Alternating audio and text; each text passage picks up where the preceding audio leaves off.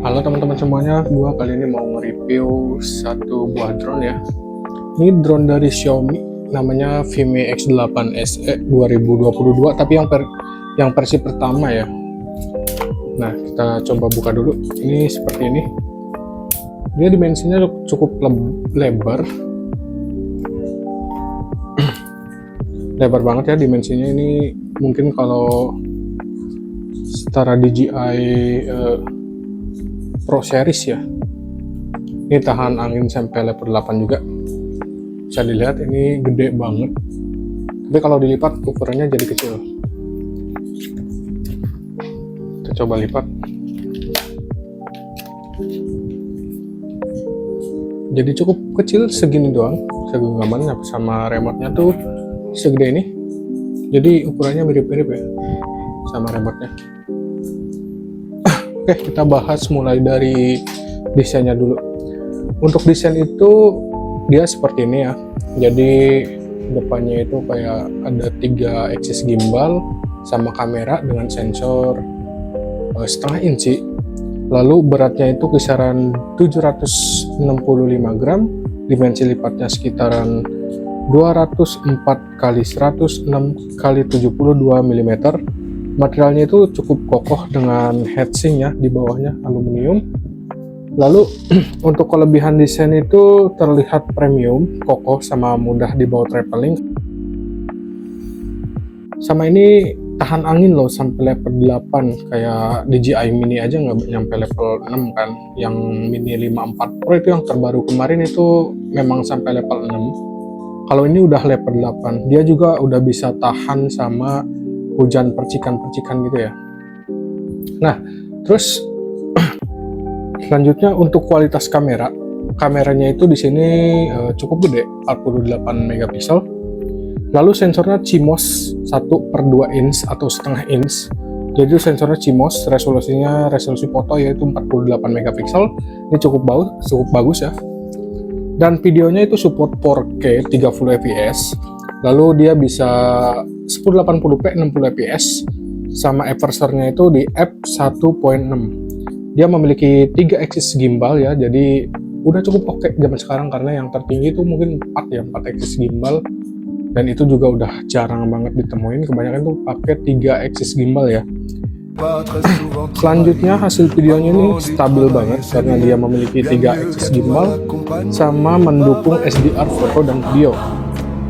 Untuk field of view kameranya itu kisaran 79% lah, jadi nggak terlalu crop banget, nggak terlalu lebar juga, jadi cukup untuk ukuran drone ya. Dia juga bisa zoom sampai 3 kali. Mungkin zoomnya itu hybrid digital ya, bukan optikal, karena dia cuma memiliki 1 sensor kamera.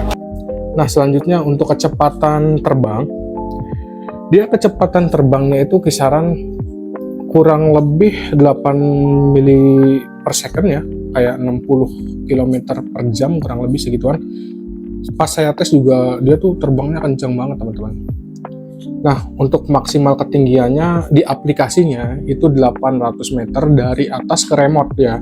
Jadi ke remote-nya itu dia 800 meter, sedangkan ketinggian dari permukaan laut itu bebas ya. Yang penting ke remote-nya itu 800 meter udah disetting dari aplikasi si Vime-nya itu. Selanjutnya kontrol maksimal jarak jauhnya nih, banyak yang nanyain ya kemarin di IG. Totalnya itu kalau nggak salah bisa up to 10 km, tapi realitanya mungkin 2-3 km gitu, soalnya kan kita was-was sama baterai juga kan. Nah, lalu untuk baterai yang waktu terbang, drone ini menggunakan LiPo 3S 4500 mAh kurang lebih. Jadi klaim dari produknya itu dia bisa terbang hingga 35 menit ya. Tapi menurut gue sih pas pengalaman gue itu terbang kurang lebih 29 sampai 30 menitan teman-teman. Itu tergantung kondisi angin juga ya, semakin anginnya gede ya kita juga tenaga si drone-nya itu makin keluarnya makin gede. Jadi kurang dari itu kan, kurang dari klaimannya itu. Terus rata-rata penggunaan sih emang di sini tertulis 23 sampai 25 menit ya. Untuk fitur keamanan ada RTH otomatis, return to home. Kalau baterainya lemah di 30%, biasanya saya setting tuh default di 30%, dia otomatis balik ke sarang kita atau pertama kita take off ke home kita. Dia juga ada fitur auto landing ya, kalau kalian lagi lost connect gitu, lost sinyal, dia tuh kan balik, terus kalau baterainya mau ini banget dia turun otomatis gitu. Nah, position landing atau kayak apa sih namanya, landingnya itu pas gitu, itu juga ada, dia ada sensor landingnya ya, precision landing namanya. Terus untuk fiturnya, untuk drone ini di bawahnya ada dilengkapi dua sensor, yaitu sensor sonar sama sensor optikal ya, optical flow namanya. Di sini untuk fitur pintarnya ada smart track, jadi dia drone-nya itu ngikutin kita kayak apa sih namanya, follow me gitu ya. Terus ada waypoint light, kita titik-titikin itu, jadi dia drone-nya itu nanti kita atur mau titik mana ke titik mana gitu, dia otomatis. Nah, orbitnya juga bisa kanan kiri atas bawah ya, atas bawah, atas nggak bisa, bawah nggak bisa, kayaknya cuma kanan kiri doang ya. Untuk fitur panorama udah ada panoramanya. Nah, selanjutnya untuk tap fly itu kita kayak langsung terbang aja gitu. Terus ada RTH otomatis sama precision landing. Di dalamnya juga ada fitur kayak apa namanya, tripod ada, terus dia juga ada apa sih namanya, buat mapping ada, tapi pakai aplikasi tambahan ya.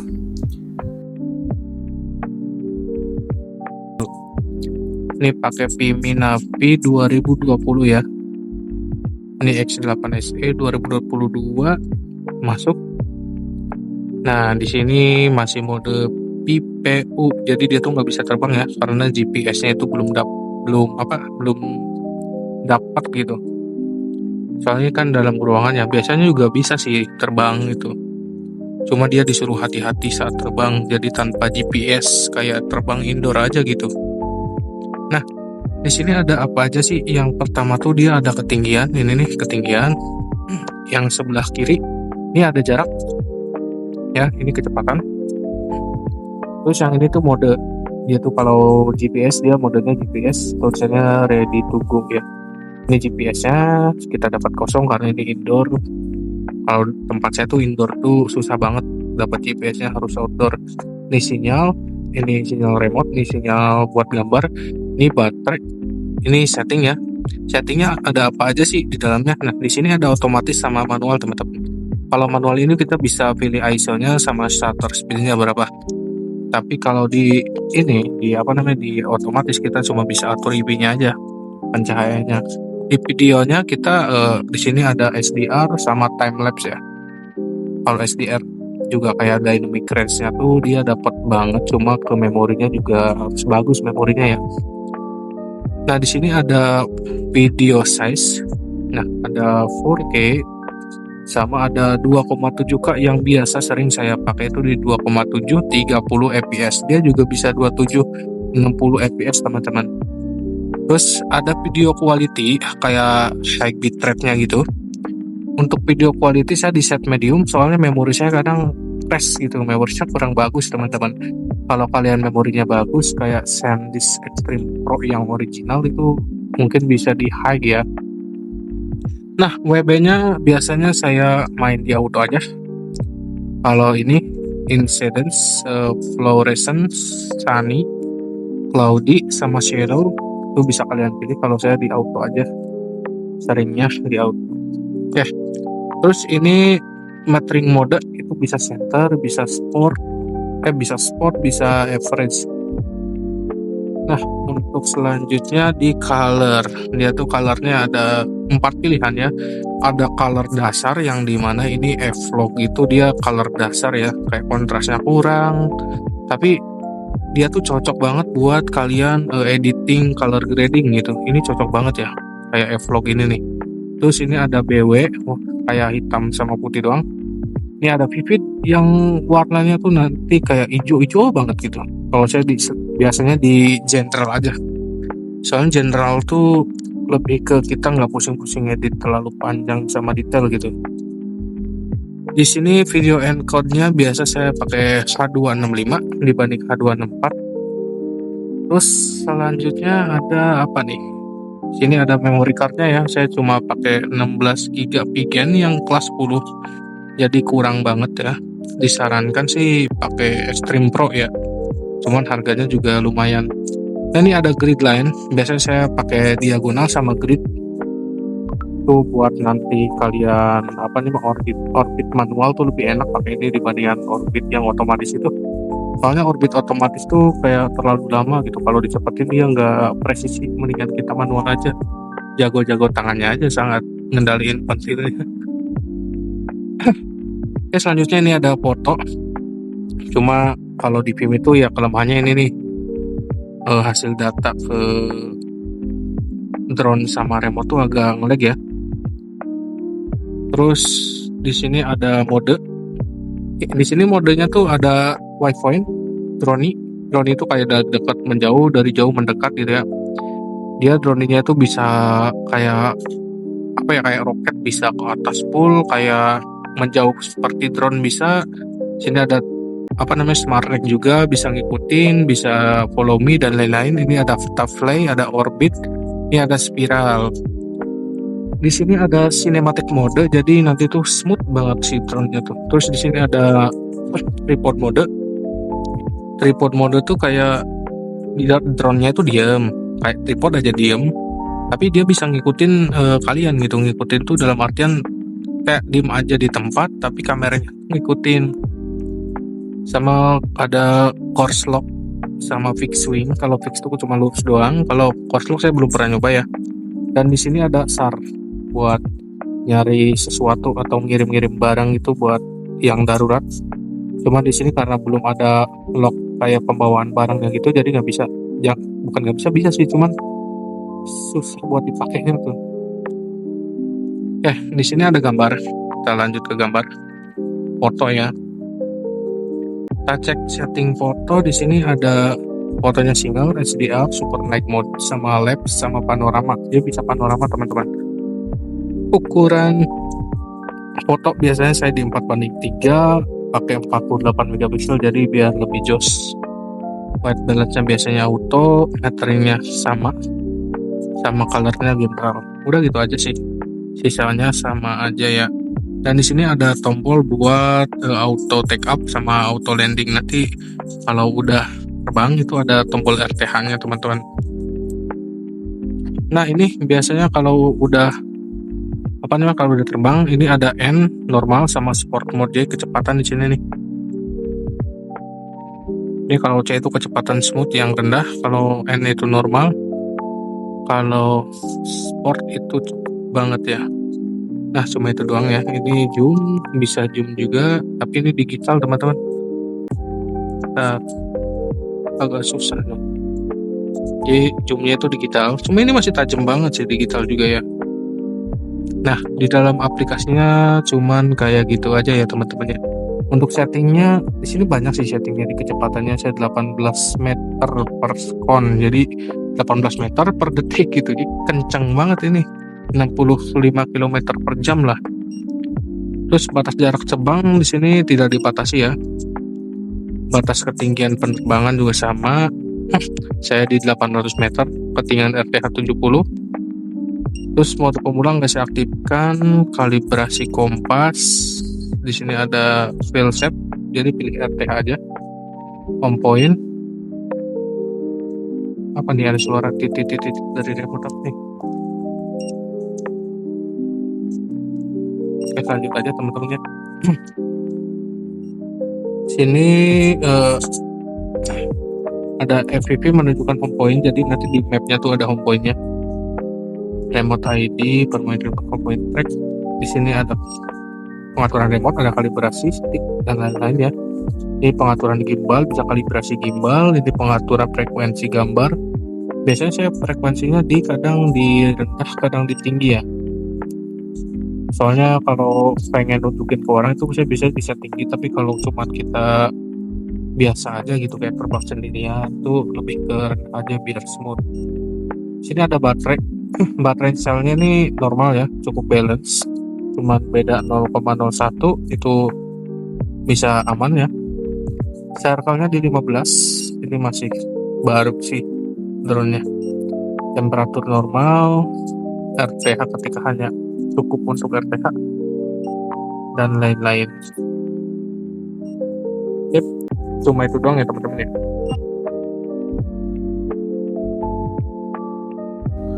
Oke teman-teman, kita lanjut ya. Ini udah di aplikasi Pimi, kalian bisa buka aja aplikasinya. Yang ini nih, yang Pimi Navi 2020. Klik aja 2 kali buat nyalain tombol powernya ya, buat nyalain remote-nya. Nah ini kalau udah kedip-kedip ini ininya udah ada nge-charging, itu udah masuk berarti ya. Lalu kita nyalakan drone-nya. Nah ini drone-nya, ini sekarang tanggal 1 April berarti ya, sehabis lebaran. Kita buka dulu nih sekalian pengetesan. Kita nyalakan dulu, pencet 2 kali tombol yang ada di baterai. 1, 2. Nah, udah nyala. Lalu kita taruh di sini teman-teman. Sini aja. Sini aja.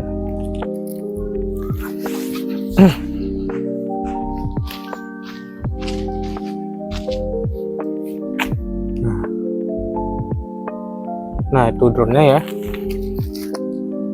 Lalu dia lagi kalibrasi otomatis. Nah, kita masuk aja. Tes. Tuh, langsung terhubung di dalamnya. Kita pindah ke mode video ya. Tuh, bisa dilihat teman-teman. Dia lagi mode FPV. Jadi belum dapat GPS-nya, ditunggu aja. Biasanya kalau udah 12, ini 11 udah bisa terbang sih.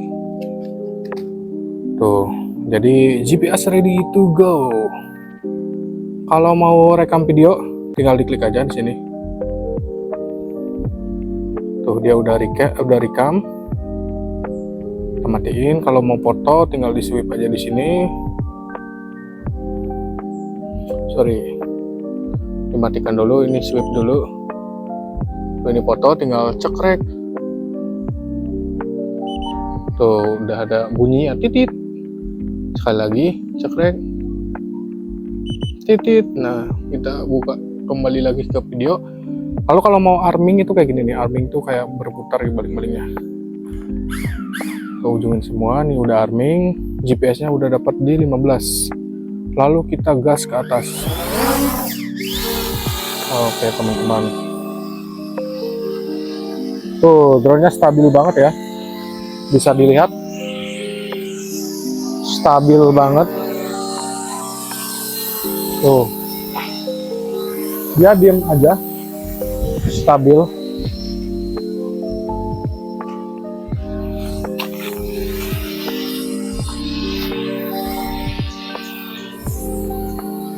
Coba kita puterin pelan-pelan aja.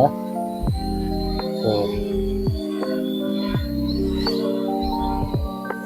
Maju ke depan, maju ke belakang, mundur ke belakang, stop, ke kiri, ke kanan dulu deh, ke kanan, ke kiri, atas, bawah,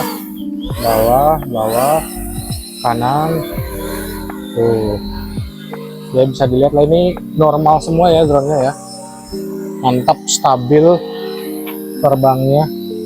Hasil kameranya bisa dilihat ya teman-teman ya. Ini jernih banget. Gimbalnya bisa juga tuh naik, turun. Ini semut pakai banget ya. Kalian tinggal rekam aja. Coba kita naik ke atas ya. Kita lihat di preview aja.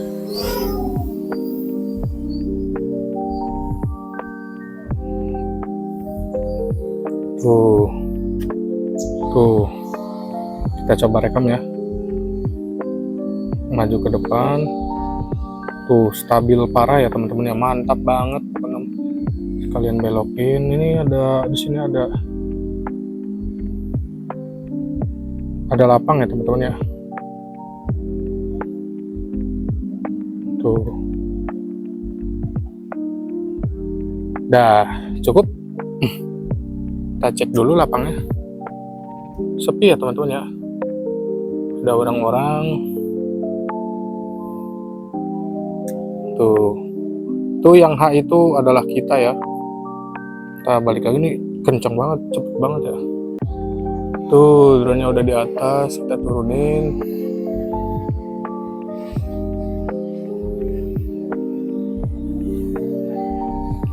Ada banyak burung jadi harus hati-hati.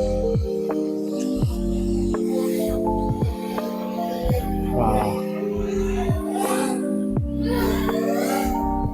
Tuh, ini udah balik ya. Lebih enak sih kita tangkap sama tangan aja ya teman-teman ya. Kayak gini nih contohnya nih. Lalu klik tombol landingnya, ditekan ya. Nanti dia otomatis bakal berhenti. Tuh, ini landingnya paling aman teman-teman. Jadi landingnya nggak di bawah yang banyak debu itu ya. Tuh. Selanjutnya kelebihan Vimy X8 SE 2022. Untuk kelebihannya di sini kameranya tentu aja jernih ya. Dia udah sensornya 1/2 inci, itu cukup besar dibanding drone-drone kayak DJI Mini pertama itu. Ini lebih besar ya, 1/2 inch. Terus kameranya udah support 4K 30 fps. Flight time cukup lama waktu terbangnya. Jadi kita cukup leluasa lah buat kita terbang ke cukup jauh gitu. Cuma jangan sampai ke 10 km juga ya.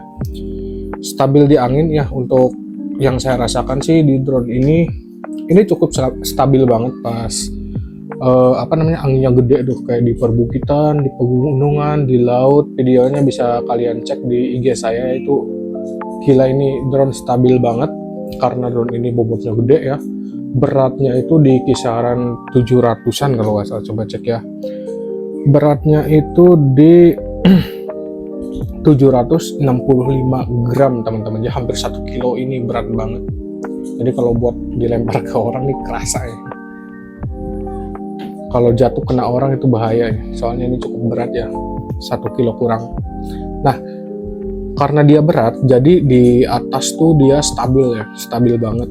Sampai dia juga tahan hujan kan, hujan bukan cuma gerimis, tapi dia hujan loh. Memang hujannya nggak hujan deras sih, kayak hujan biasa aja gitu. Nah, selanjutnya di harganya itu terjangkau teman-teman. Ini saya beli itu kurang lebih di 3-4 jutaan ya. Awalnya satu baterai itu 3 jutaan, terus beli lagi baterainya satu yang bekas itu di 800.000 ya. Jadi totalnya itu kurang lebih 4 jutaan lah aku dapat.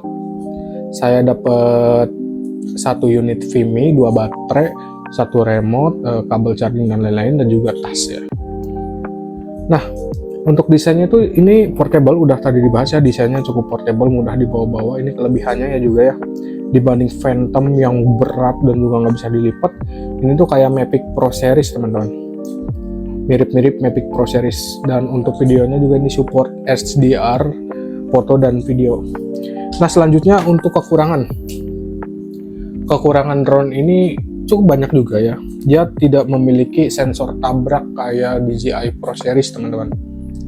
Kalian tahu sendiri kan, DJI Pro Series itu dia sensor tabraknya ada yang Omni 360 derajat. Kalau ini tuh dia nggak ada, drone ini dia nggak punya sensor tabrak teman-teman. Kenapa nggak punya? Kan di depannya tuh kayak ada mata-mata gitu ya. Ini tuh kosong, cuma hiasan, nggak ada sensor tabraknya. Jadi dia cuma ada 2 sensor, yaitu optical sama sonar sensor. Dia nggak ada sensor tabrak. Jadi buat kaum droner gitu ya, yang pemula kayak saya itu harus hati-hati banget ya. Buat yang pro itu mungkin obstacle yang susahnya mungkin bisa dilewati ya. Kalau saya tuh mainnya di ketinggian aja, jadi hati-hati, jarang banget main di bawah karena kan di bawah itu obstacle-nya banyak banget ya. Nah, terus selanjutnya ukurannya itu emang besar ya. Dia juga jadi kelebihan, ukurannya besar, tapi tetap jadi kekurangannya. Kenapa? Karena ya ada juga yang mini series itu kan, yang Mini 5 Pro. Dia itu kan lebih kecil, lebih compact, lebih ringan.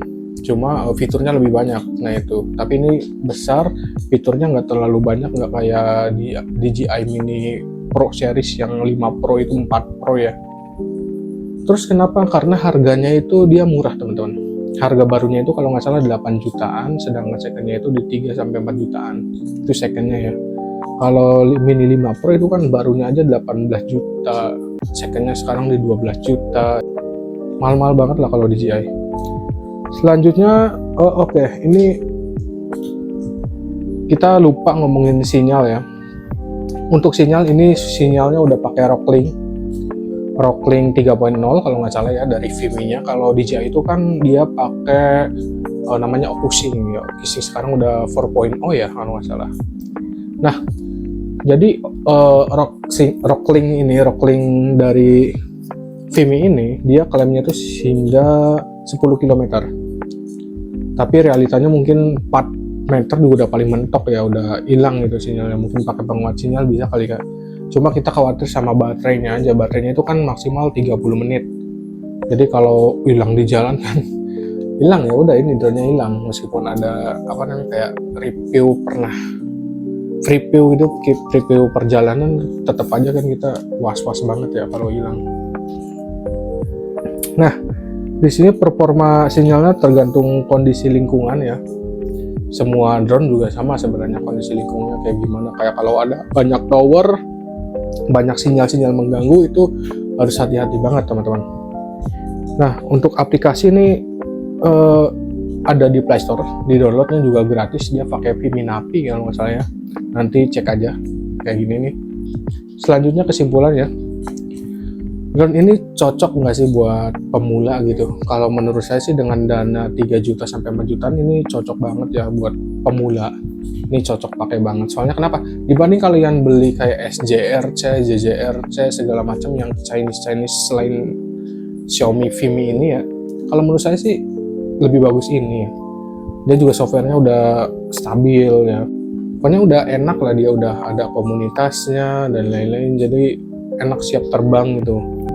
Ini juga cocok buat travel video vlogger, jadi kayak konten kreator vlog gitu, itu cocok karena kan udah ada follow me gitu kan, ada smart track-nya, mau di depan mau di belakang dia bisa. Untuk mapping juga dia tetap bisa ya, kesimpulannya buat kalian yang mau bawa kerja ini sebenarnya sih bisa nggak bisa ya, soalnya dia bisa tapi dia harus ada aplikasi tambahan. Kayak saya belum pernah sih mapping, cuman saya lihat review-review di luar itu bisa dia mapping. Untuk cinematic footage dia juga bisa, dia ada cinematic buat slow mo udah bisa, jadi kita edit aja di CapCut, di Premiere gitu kan. Ini bisa ya. Sensornya setengah inci, cukup tajam, 48 megapiksel untuk foto juga tajam. Memang nggak setajam seri-seri Mavic Pro yang sekarang yang harganya di atas ini, cuma ini udah bagus banget ya, kalian cocok banget nih. Oke teman-teman, itulah review yang cukup lengkap dari saya. Nanti kalau kurang bisa kalian tambahin di kolom komentar ya. Jadi itulah review dari Xiaomi Vimi X8 SE tahun 2022 versi pertama ya. Kalau versi kedua itu dia ada apa namanya kayak sound gitu, kayak suara speaker gitu ya. Sama dia bisa bawa barang kalau nggak salah maksimal 800 gram. Kalau ini nggak ada ya, jadi emang harganya lebih murah. Dan juga ini dia tuh peluncuran kedua apa ketiga gitu dari seri Vimi X8 gitu ya. Nah, kurang lebihnya mohon maaf, bila ada kekurangan bisa ditulis di kolom komentar ya. Bila ada saya salah, saya mohon maaf. Terima kasih untuk semuanya. Assalamualaikum warahmatullahi wabarakatuh.